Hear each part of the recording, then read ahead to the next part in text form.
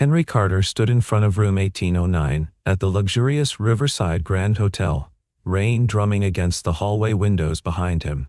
In his hands, a bouquet of red roses, an emergency late-night delivery that had pulled him from his daughter's bedside story.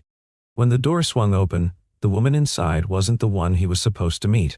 She was Astrid Wellington, a billionaire standing alone in the middle of an empty suite, wearing an expensive silk robe, her eyes carrying a weariness that money couldn't touch.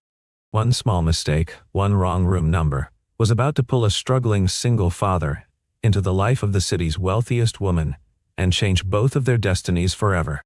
Henry had been delivering flowers for almost 3 years now, ever since the accident that took his wife. The night shift paid better, and better meant everything when you were raising a 6-year-old daughter on your own. Bonnie was his entire world, a bright-eyed little girl with her mother's smile and a laugh that could make the worst day bearable. She was asleep now, safe with Mrs. Chen from downstairs, the neighbor who watched her whenever Henry had to take these late calls. He worked the jobs nobody else wanted, the midnight anniversary surprises, the apology bouquets delivered at 2 in the morning, the desperate romantic gestures that couldn't wait until sunrise. Tonight's order had been simple enough. Room 1819. Red roses. No card, just cash left at the front desk. But somehow, somewhere between the lobby and the 18th floor, Henry's tired eyes had read the numbers wrong. Astrid Wellington owned 17 five-star hotels across the country. She'd built her empire from the ground up, turning her family's failing real estate business into a billion-dollar portfolio before she turned 30. She was 34 now, and she'd never been married. Never even come close. She'd learned early that people wanted her money, her connections, her influence. Never just her. The last man she'd trusted had sold their private conversations to a tabloid, published text messages where she'd been vulnerable, where she'd admitted to feeling lonely despite everything she'd accomplished. That had been 2 years ago. She hadn't let anyone close since then. Tonight, she was hiding in one of her own hotels, trying to avoid the anniversary of her father's death. The suite felt too big, too quiet, too much like her life had become. When she opened the door and saw the man standing there with roses, her first thought was that Marcus had sent them. Her ex, trying to worm his way back into her life with some grand gesture. But the confusion on the delivery man's face told her otherwise. He was looking down at his phone, then at the door number, then back at his phone. He looked exhausted, his jacket soaked from the rain, his hair dripping. There was something about his expression, a kind of honest bewilderment, that made her pause instead of simply closing the door. Henry's stomach dropped when he realized his mistake. This wasn't room 1819. This was 1809. And the woman standing in front of him, backlit by the soft glow of the suite behind her, was someone he recognized from magazine covers and news articles, though he'd never paid much attention to the business world. He started to apologize, backing away, but Astrid surprised them both by speaking first. The rain had picked up, hammering against the windows at the end of the hall, and she could see him shivering slightly. She heard herself say something she hadn't planned. She invited him in. The gesture was so unexpected that Henry hesitated. He explained about the mix-up, about the right room being 10 floors up, about needing to get going. But there was something in her eyes, a kind of loneliness he recognized because he saw it in his own mirror every morning. And the rain really was coming down hard. He stepped inside, just for a moment, just until the worst of the storm passed. He kept the flowers in his hands, unsure what else to do with them. They stood awkwardly in the entryway of the enormous suite. Astrid offered him a towel, which he accepted gratefully. She asked if he wanted coffee. He said yes, even though he probably shouldn't. As she moved to the kitchenette, Henry noticed how empty the place felt despite its luxury. There were no personal items anywhere. No photos, no books, nothing that suggested someone actually lived here. It was beautiful and hollow, like a museum display. When Astrid came back with 2 cups of coffee, they sat at opposite ends of the long sofa, maintaining a careful distance. She asked him about his work. He told her about the flower shop, about the night shifts, about how sometimes people's most important moments happened when the rest of the world was sleeping. She found herself genuinely interested. He spoke with a quiet warmth, never complaining about the late hours or the difficult customers. He mentioned his daughter once, just in passing, his whole face changing when he said her name. Bonnie died 6 years old. loved dinosaurs and thought flowers were magic. For the first time in longer than Astrid could remember, she laughed. Really laughed. Not the polite sound she made at business dinners or charity galas, but something real. Henry smiled at the sound, and they talked a little longer, about nothing important and everything important at the same time. Eventually, the rain softened to a drizzle. Henry stood up, thanking her for the coffee and the dry towel. He still had to deliver those roses to the right room. As he reached the door, Astrid did something she couldn't quite explain. She asked if he'd like to get coffee sometime. Actual coffee, not the instant kind from a hotel kitchenette. Henry looked at her for a long moment, and she saw something shift in his expression. He glanced around the suite again, at the view of the city through floor-to-ceiling windows, at the marble countertops and designer furniture. Then he looked down at his worn jacket and cheap shoes. He thanked her politely and said he didn't think that was a good idea. The door closed softly behind him, and Astrid stood alone in the silence, feeling something she hadn't felt in years. Rejection.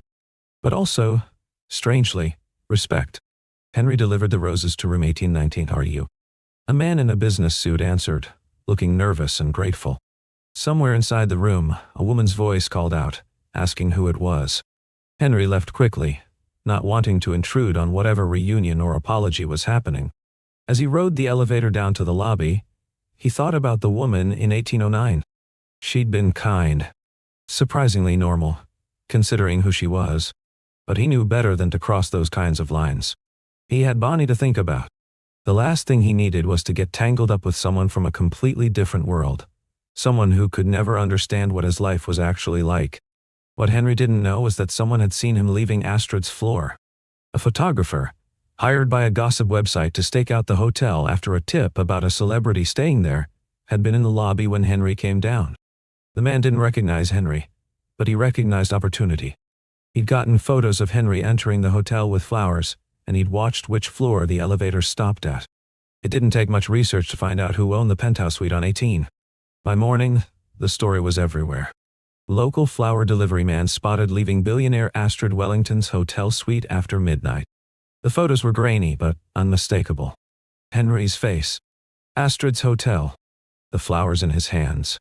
The internet did what the internet does best.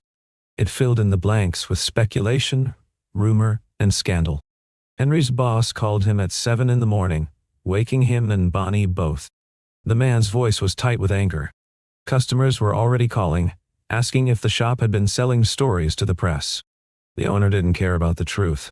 He cared about his business reputation. Henry was fired, effective immediately. "Don't bother coming in to get your last paycheck. We'll mail it."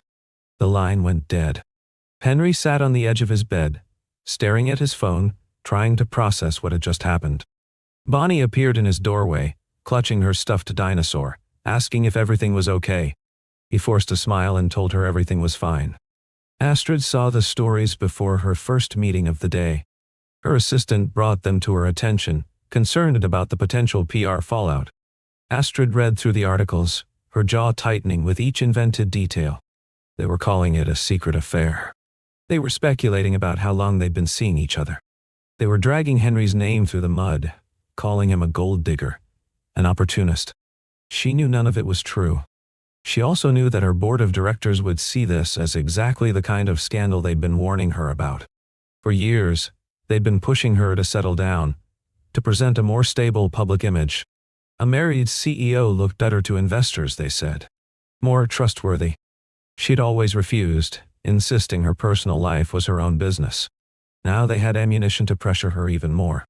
The emergency board meeting was called for that afternoon. Astrid sat at the head of the long table, facing 9 men in expensive suits who'd made their positions very clear. This kind of publicity was unacceptable.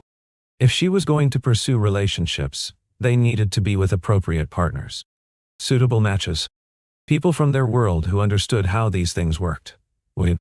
The fact that she was allegedly involved with some nobody delivery driver made the company look unstable. It made her look unstable. One of them suggested, not for the first time, that perhaps it was time for Astrid to step back from day-to-day operations. Let someone else take the reins. Someone more focused on the business and less on personal distractions. Astrid felt her hands curl into fists beneath the table. She wanted to tell them all exactly what they could do with their suggestions. Instead, she said nothing. She let them finish, thanked them for their time, and left the room with her head high and her heart pounding with fury. Henry tried calling the shop back, tried explaining what had really happened, but his former boss wouldn't take his calls. He started looking for new work immediately, but every interview ended the same way. Potential employers would Google his name, see the articles, and suddenly decide they didn't have any openings after all. Nobody wanted to hire someone attached to a scandal, even a fake one. By the end of the week, Henry had gone through his small savings paying rent and buying groceries. Bonnie asked why he was home so much now. He told her he was between jobs, trying a new schedule. She seemed to accept this, but he could see the worry in her eyes. Kids always knew when something was wrong, even when you tried to hide it. Henry made a decision. He would cut off all contact with Astrid Wellington. He'd never actually had contact with her beyond that one night, but he deleted her number from his phone anyway. The last thing he needed was for more photos to surface, more stories to spread. He had to protect Bonnie. That was all that mattered. If staying away from Astrid kept his daughter safe from this kind of attention, then that's what he'd do. He tried not to think about the coffee she'd offered, or the way she'd laughed, or the loneliness in her eyes that had mirrored his own. Astrid, meanwhile, found herself thinking about Henry more than she wanted to admit. She'd tried to reach out once, sending a message through the hotel's contact system asking if he was all right, if the news stories had caused him problems. The message bounced back. Number disconnected. She understood what that meant. He was cutting ties, putting distance between them. She couldn't blame him. Her world had a way of destroying anything good that came near it. Still, it stung. For the first time in years, she'd felt a genuine connection with someone, and it had lasted all of one conversation before reality crashed down on both of them. She sat in her penthouse apartment that night, looking out at the city lights, feeling the weight of her empty home pressing in on her. All the money in the world couldn't buy what she actually wanted. Someone who saw her. Someone who stayed. Henry spent his evenings applying for jobs online after Bonnie went to sleep. During the day, he helped her with schoolwork, made her meals, tried to keep everything feeling normal. But the stress was eating him alive. One night, Bonnie came into the kitchen while he was staring at yet another rejection email. She climbed into his lap without asking, wrapping her small arms around his neck. She asked if he was sad. He told her he was just tired. She said she missed when he smiled more. The simple honesty of it broke something in him. He held her tight, promising he'd try harder, promising everything would be okay, even though he wasn't sure how he'd make that true. Astrid couldn't focus on work. Her assistant noticed. Her board noticed. She'd always been ruthlessly efficient, closing deals and managing crises with calm precision. Now she was distracted, signing off on proposals without really reading them, cutting meetings short, spending hours staring out her office window. She kept thinking about that night. About Henry's kind eyes and the way he'd spoken about his daughter. About how he'd turned down her invitation because he'd known instantly that their worlds didn't match. She respected that. But it also made her realize how tired she was of her own world. The business dinners with fake smiles. The charity galas where people only wanted photos with her. The endless cycle of acquisition and expansion that never actually made her happy. She'd built an empire, but she'd forgotten to build a life. 3 weeks after the scandal broke, Astrid made a decision. She got in her car, dressed in jeans and a sweater instead of her usual designer suits, and drove to the neighborhood where Henry lived. She'd gotten the address from the flower shop's employee records, something she probably shouldn't have had access to but did because she owned half the city's commercial properties.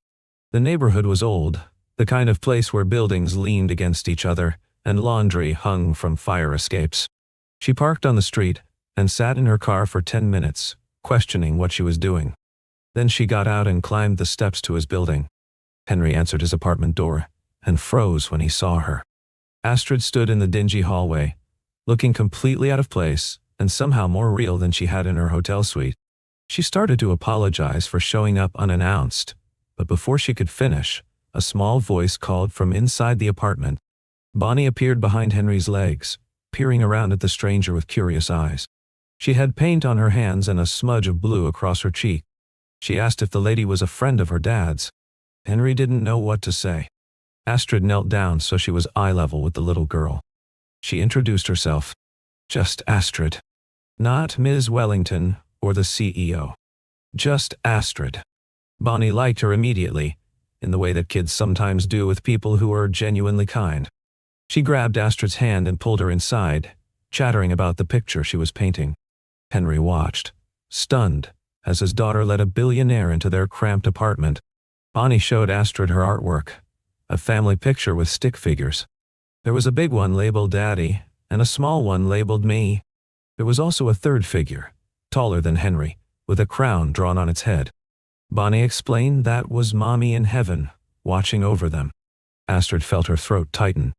She told Bonnie it was beautiful. The little girl beamed and then, without warning, told Astrid she should be in the picture too.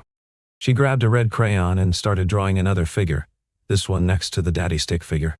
Henry tried to stop her, embarrassed, but Astrid just smiled. She said she was honored to be in Bonnie's picture. They ended up sitting on the floor of Henry's living room, while Bonnie continued her artwork. Henry made coffee, the cheap instant kind, and brought it over. They talked in low voices while Bonnie hummed to herself and colored. Astrid explained why she'd come. She wanted to apologize. For the scandal. For the trouble it had caused him. Henry told her it wasn't her fault. She said she wanted to help, that she could make calls, get him a job at one of her hotels. He refused immediately. He appreciated the offer, but he couldn't accept charity. She insisted it wouldn't be charity, that he'd earn his position. He just shook his head. He had his pride, and right now, that was one of the few things he had left. Astrid understood. She respected it, even though it frustrated her.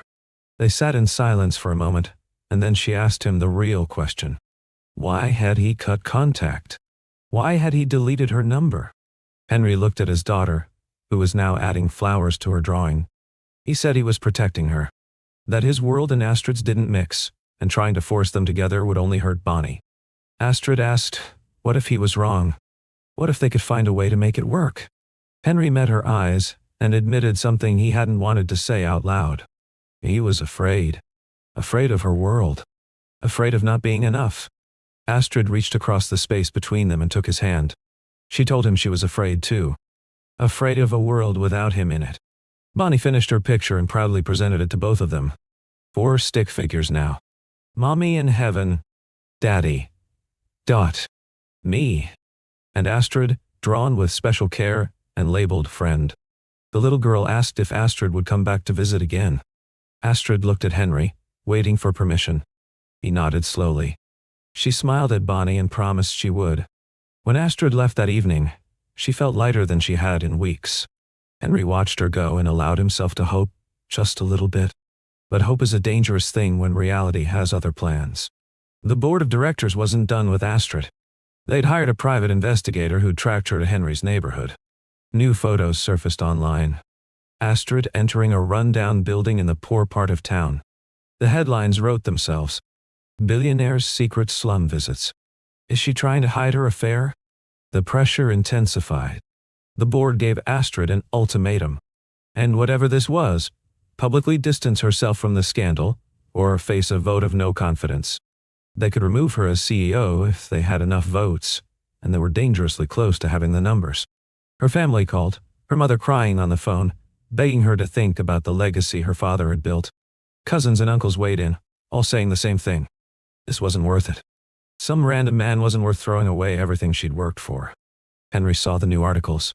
He saw what was happening to Astrid because of him. He made another decision, the hardest one yet. He called her, using the hotel's main line since he'd deleted her direct number. When she answered, he told her they needed to stop seeing each other. She tried to argue, but he cut her off. He explained that Bonnie was starting to ask questions, starting to get attached. He couldn't let his daughter get hurt when this inevitably fell apart. And it would fall apart. He worked night shifts delivering flowers. She ran a billion-dollar empire. There was no future there, and pretending otherwise was just going to make the ending worse. Astrid's voice cracked when she asked if that was really what he wanted. Henry closed his eyes and lied. He said yes. The line went quiet for a long moment. Then Astrid said she understood. She thanked him for the time they'd had, brief as it was. She hung up before he could hear her cry. Henry went through the motions of living. He found a job at a grocery store, stocking shelves overnight. It paid less than the flower shop, but it was work. Bonnie asked about Astrid once, wondering when their friend was coming back. Henry told her that Astrid was very busy, that she probably wouldn't be able to visit anymore. Bonnie looked sad, but accepted it the way children do, trusting that adults know what's best, even when they clearly don't. Henry hated himself for the lie, but he told himself it was for the best. Better a small hurt now than a bigger one later. Astrid threw herself back into work, trying to bury herself in meetings and mergers. But something had fundamentally changed in her. She couldn't pretend anymore that this life was enough. She looked around the boardroom one morning, at the faces of men who'd never once asked if she was happy, who only cared about stock prices and quarterly reports. She thought about Henry in his small apartment with his beautiful daughter. She thought about the way he'd made instant coffee feel like the best thing she'd ever tasted just because he'd made it with care. She thought about Bonnie's stick figure drawing, where she'd been included in a family portrait with a child she barely knew. That little girl had seen something worth drawing, something worth including. These men in their expensive suits saw her as a problem to be managed, a liability to be controlled. The next board meeting started like all the others.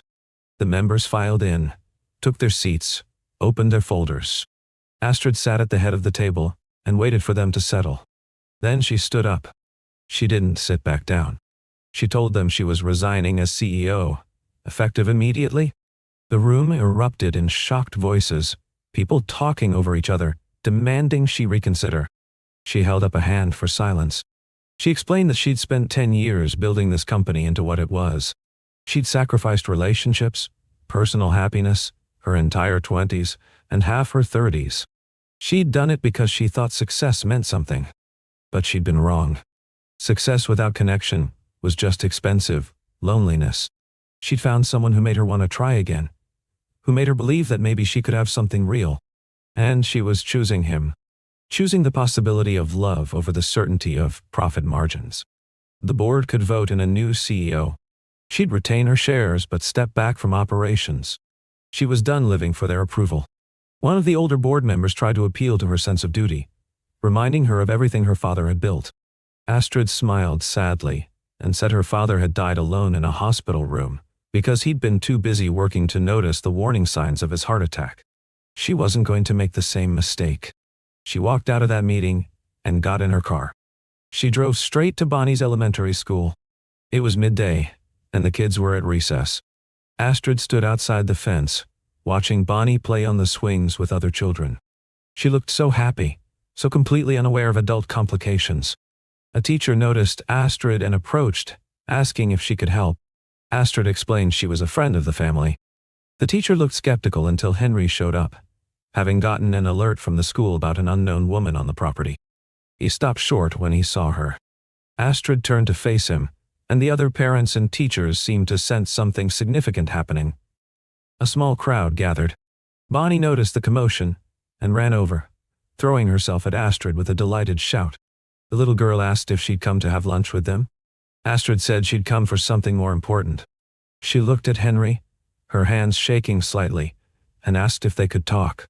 Henry's first instinct was to say no, to protect himself and his daughter from more hurt. But something in Astrid's expression stopped him. She looked different. Lighter somehow, despite the fear in her eyes. They stepped away from the crowd, Bonnie holding both their hands, swinging between them like this was all a wonderful game. Astrid told Henry what she'd done. About quitting her position.